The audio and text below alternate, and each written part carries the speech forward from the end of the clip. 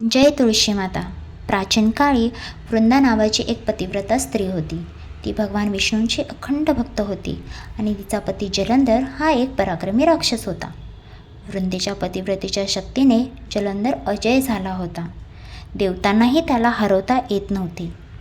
देवतांनी भगवान विष्णूंना विनंती केली, हे प्रभो, आम्हाला त्याच्या अत्याचारातून मुक्त कर.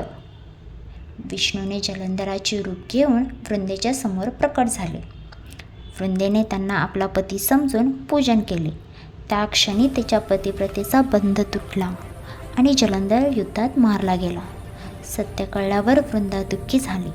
तिने विष्णूंना शाप दिला, तू दगडाचा होशील, आणि ती स्वतः तुळशीच्या पवित्र वनस्पतीत रूपांतरित झाली. भगवान विष्णूंनी तिची भक्ती पाहून आशीर्वाद दिला, तू सदैव माझ्या पूजेत स्थान मिळवशील. त्या दिवसापासून कार्तिक महिन्यात तुळशी विवाह साजरा केला जातो. या विवाहानंतरच शुभ कार्याचा आरंभ होतो.